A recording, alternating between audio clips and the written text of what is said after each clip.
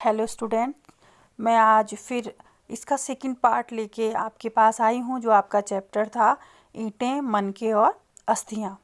यानी कि हम सिंधु घाटी सभ्यता के बारे में पढ़ रहे थे।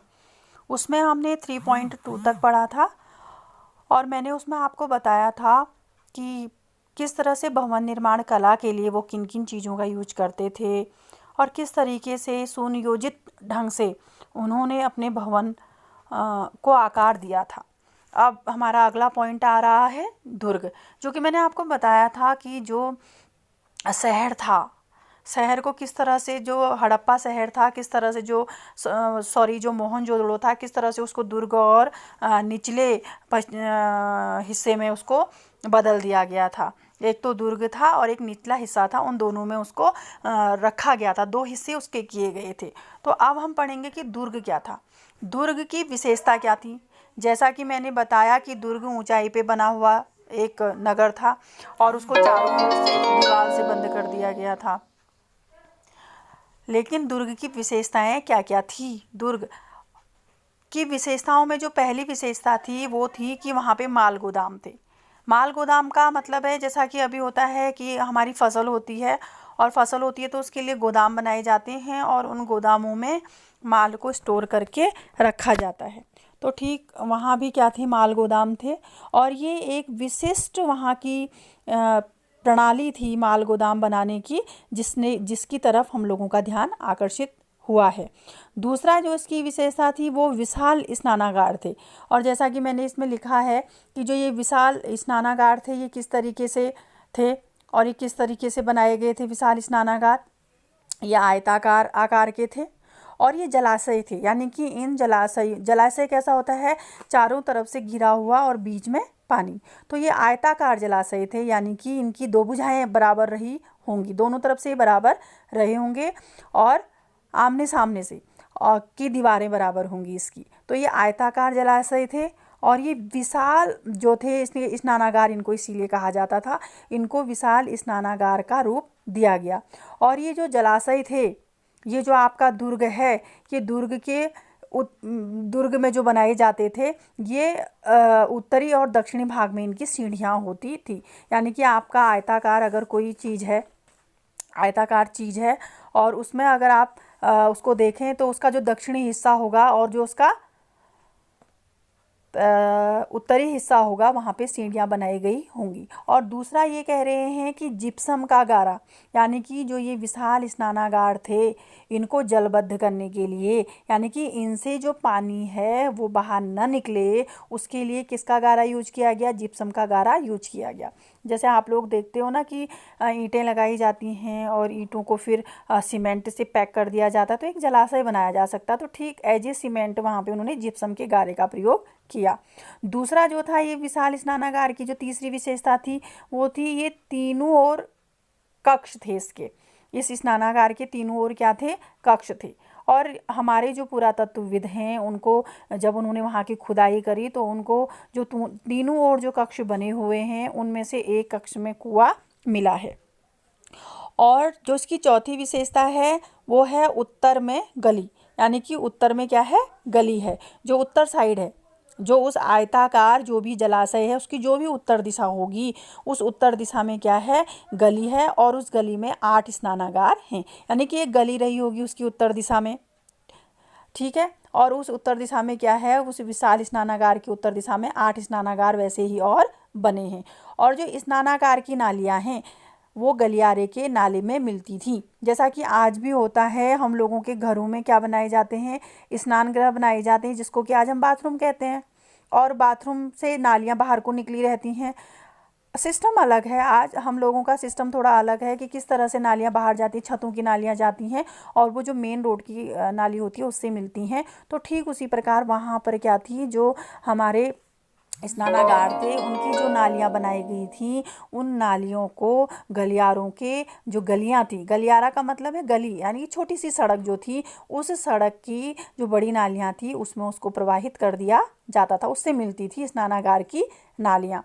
तो ये विशेषताएं हो गई। यानी कि आपको मैंने बताया कि दुर्ग जो है वो पश्चिमी भाग है और उसमें बताया है कि किस तरह से माल गोदाम है, आपका विशाल स्नानागार है और जो विशाल स्नानागार है, फिर मैंने उसकी विशेषताएं बताई कि किस तरह से स्नानागार थे। स्नानागार आयताकार जलाशय के रूप में थे। उत्तरी दक्षिणी भाग में सीढ़ियाँ थी। जिप्सम का गारा प्रयोग किया जलबद्ध करने के लिए। जलाशय के तीनों ओर कक्ष थे। एक कक्ष में कुआं मिला है। उत्तर साइड में उसकी गली मिली है एक बड़ी सी, उसमें 8 स्नानागार और मिले हैं। और स्नानागार की नालियाँ गलियारे के नाले से मिलती थी। ये विशेषताएं तो हो गई आपके जो दुर्ग में विशाल स्नानागार मिले हैं। और 2 चीज़ों की विशेषताएं इसमें इन्होंने ज़्यादा बता रखी हैं। एक तो माल गोदाम बताया है, दूसरा विशाल स्नानागार। लेकिन तीसरी चीज़ दुर्ग में आपको ये ज़रूर याद रखना है कि जो दुर्ग है वो चारों तरफ से क्या था, विशाल दीवारों से घिरा हुआ था। ये आप लोगों को याद रखना है। यह आपका 3.3 वाला जो पॉइंट है वो क्लियर हुआ। इसके बाद है आपका 4, जो आपका आता है पॉइंट 4 है आपकी बुक्स में, टेक्स्ट बुक अगर आप निकाल के देखेंगे तो उसमें है सामाजिक भिन्नताओं का अवलोकन। यानी कि सामाजिक भिन्नताएं, जैसे कि आप लोग देखते हैं ना कि इंडिया में क्या है, हिंदू, मुस्लिम, सिख, ईसाई हैं, हमारे अलग अलग रिलीजन हैं और हमारी अलग अलग धर्म हैं। और उन धर्मों के अकॉर्डिंग ही हम लोग रहते हैं। हमारा पहनावा भिन्न भिन्न होता है और हमारे जो होते हैं तौर तरीके जीने के सबके क्या हैं, थोड़े भिन्न होते हैं एक दूसरे से। तो ठीक वहाँ पर भी सामाजिक भिन्नताएं थी, तो उनको भी देखा गया। अवलोकन माने देखना, यानी कि जो देखा गया है वहाँ पे। अब वहाँ पे क्या मिली है सामाजिक भिन्नताओं में, सबसे पहले इन्होंने सामाजिक भिन्नता में दिया है समाधान। यानी कि एक समाज का हिस्सा है ना। आज भी आपने देखा होगा कि जैसे मैंने बताया इंडिया में बहुत सारे लोग रहते हैं, तो कैसे करते हैं समाधान। अगर कोई हिंदू मरता है तो उसे जला दिया जाता है, मुस्लिम मरता है या ईसाई या जो भी या अन्य जाति के जो ये हैं मरते हैं तो इनको क्या करें, दफना दिया जाता है। और हिंदू मरता है तो जला दिया जाता है।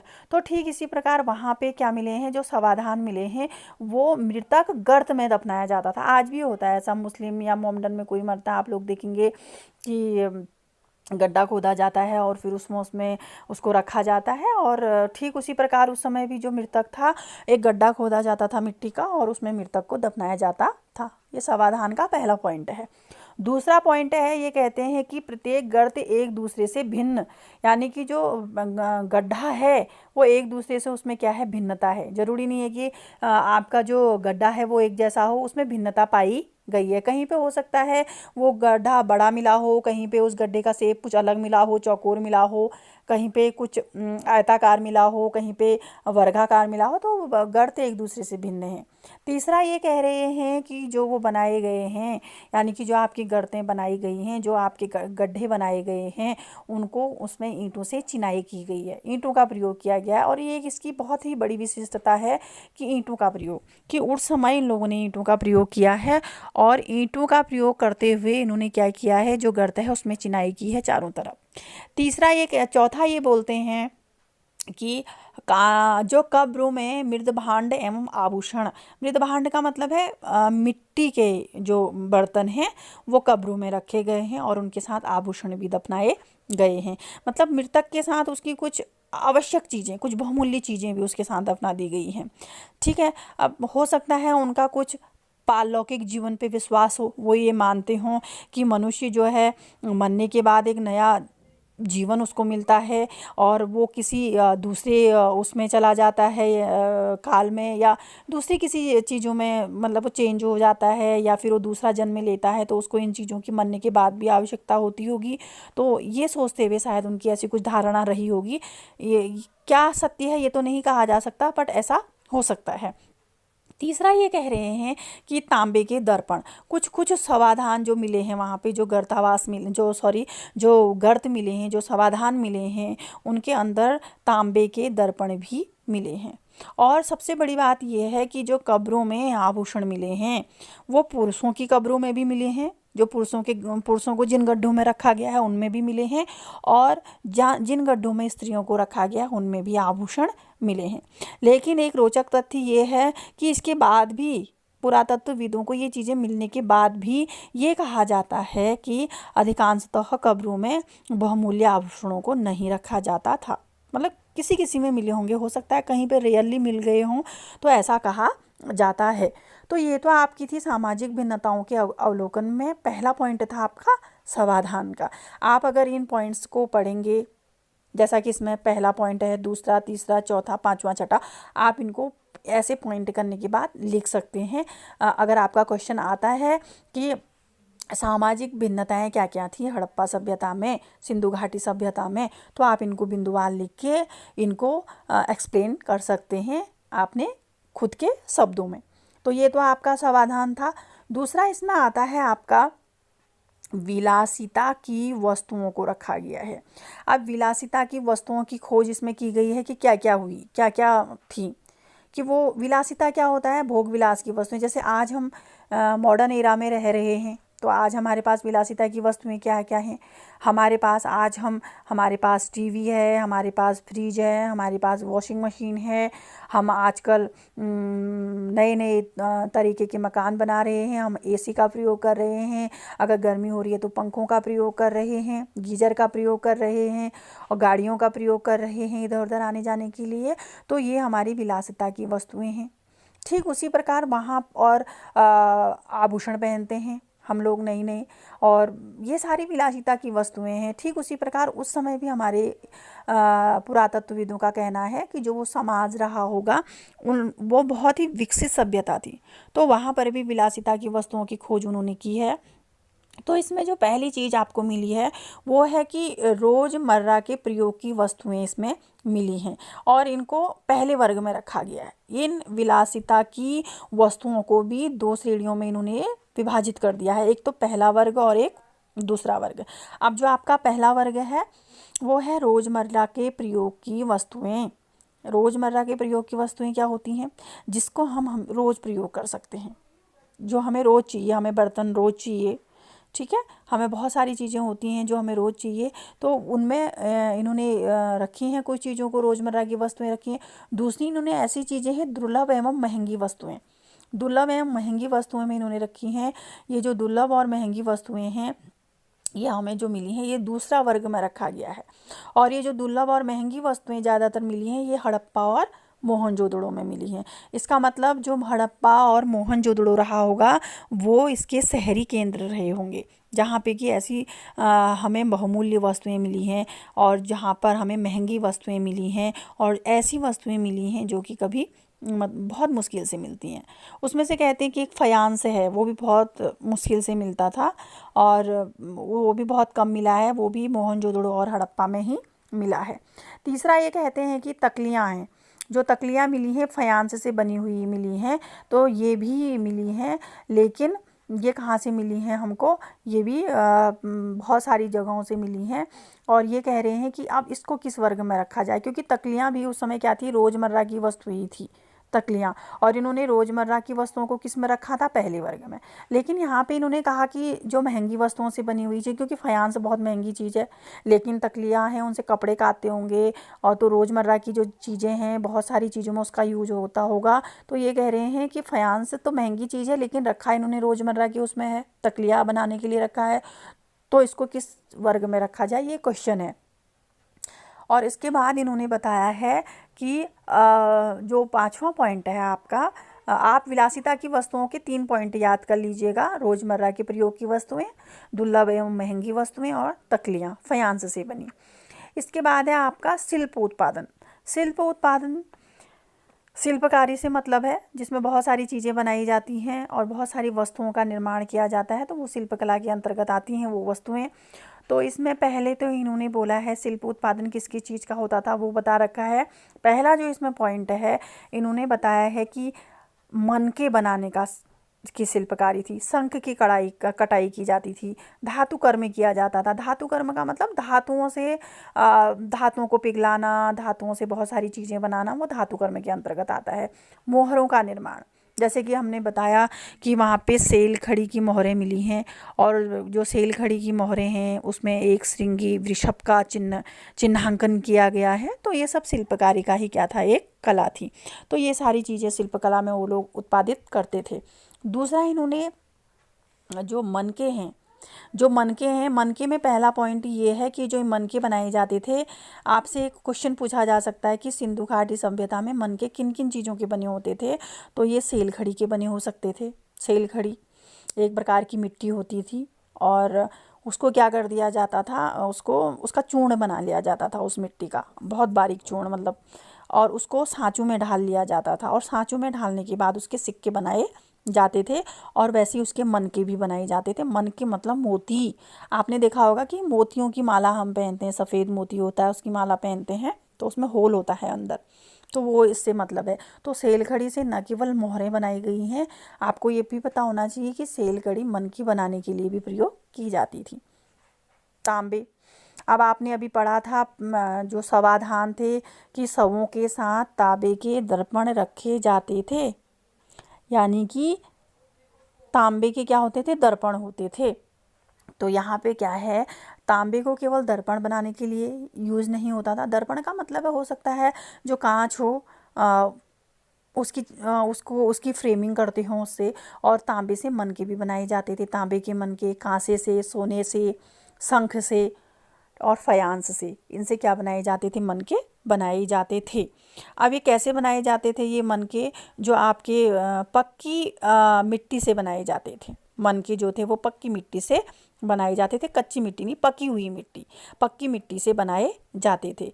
और तीसरा इन्होंने इसमें पॉइंट दिया है कि जो ये मनके होते थे ये कैसे होते थे, ये चक्राकार होते थे, ये गोलाकार होते थे, ये ढोलाकार होते थे, ये खंडित होते थे, ये बेलनाकार होते थे, ज्यामितीय आकार के होते थे। ज्यामितीय आकार यानी कि आपने देखा होगा पंचभुज और आपका षटभुज, अब ये ज्यामितीय आकार होते हैं, इनमें ये बनते थे, उनकी कटिंग ऐसे होती होगी। अब इन्होंने जो एक पॉइंट दूसरा दिया है, इन्होंने दिया है सजावट, यानी कि उनकी सजावट की जाती थी, किस तरह से उनको सजाया जाता था मनकों को, उनमें उनको रूप दिया जाता था मनकों का। जैसे उनको ज्यामितीय आकार दिया, बेलनाकार दिया, फिर उनको लाल रंग में, पीले रंग में, इस तरीके से आग में पका करके इन धातुओं को, फ्यांस को, तो इनको क्या किया जाता था, इनको रंग दिया जाता था, तो उनकी सजावट भी की जाती थी। और तीसरा ये कह रहे हैं, चौथा ये कह रहे हैं कि जो चन्हु दड़ो है वो लोथल से मनकों में छेद करने के उपकरण मिले हैं। चन्हु दड़ों से और लोथल से मनकों में छेद करने के उपकरण, और धौलावीरा से भी हमें मिले हैं। इसका मतलब ये है कि वो मनकों में जो छेद करते थे वो चन्हु दड़ों और लोथल से मिले हैं। बल्कि ये भी मैं यहाँ पे मेंशन करना चाहूँगी कि कारखाने मिले हैं मनके बनाने के, चन्हु दड़ों में, लोथल में, धौलावीरा में भी मिले हैं, मतलब चन्हु दड़ों में बहुत मिले हैं। ये मिले हैं आपको मनके बनाने के कारखाने, लोथल में भी मिले हैं मनके, तो ये कारखाने मिले हैं। तो उसके बाद ये आप लिखिएगा शिल्प उत्पादन में। शिल्प उत्पादन का मैंने पहला पॉइंट आपको बताया, मनके बनाना और शंख की, ये सारी चीज़ें बताई। मनके कैसे बनाए जाते थे, मनके के लिए क्या क्या चीज़ें होती थी, मनकों का निर्माण कैसे होता था, उनको भट्टी में पकाया जाता था, पक्की मिट्टी से मनके बनते थे और अन्य धातुओं से भी बनते थे, और कैसे उनको रूप दिया जाता था, कैसे उनकी सजावट की जाती थी, और चक्राकार, डोलाकार, जो भी हैं आपके, बेलनाकार, ये सारे उनको सांचों में ढाला जाता था, सांचे बनाए जाते थे, और उन सांचों के रूप में ही उनको मनके तैयार किए जाते थे। और मैंने बताया कि चन्हु दड़ो है, लोथल है, और आपका धौलावीरा है, वहाँ पे क्या मिले हैं, छेद करने के उपकरण मिले हैं मनकों में। और इसका जो दूसरा पॉइंट है शिल्पोत्पादन का, ये है आपका नागेश्वर और बालाकोट जो हैं, यहाँ पे चूड़ियाँ, करछियाँ और पच्चीकारी का सामान मिला है, जो आपकी नागेश्वर और बालाकोट हैं। ये ऐसी दो जगह हैं, आपको याद करना चाहिए। यहाँ पे चूड़ियाँ भी मिली हैं, और यहाँ पे आपको करछियाँ भी मिली हैं, पच्चीकारी की वस्तुएं भी मिली हैं।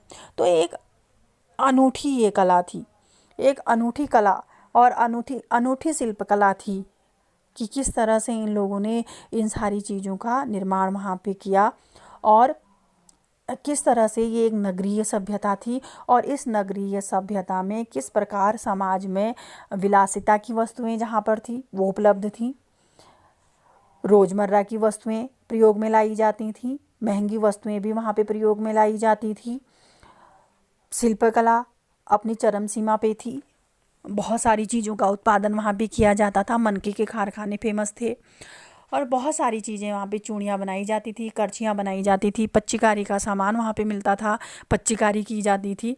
तो इसका जब हम पूर्ण अवलोकन करते हैं, जब हम इन बिंदुओं पे गौर करते हैं, जो कि मैंने आपको बताया, दुर्ग, सामाजिक भिन्नताओं का अवलोकन में आपको मैंने समाधान, विलासिता की वस्तुएं और शिल्प उत्पादन मैंने आपको बताया। तो इससे पता चलता है कि किस प्रकार ये जो आपकी सभ्यता थी ये अपनी चरम सीमा तक पहुंच चुकी थी। एक विकसित सभ्यता इसीलिए ये कही जाती है। तो आप इसका अगला हिस्सा मैं आपको बाद में पढ़ाऊंगी। Thank you so much.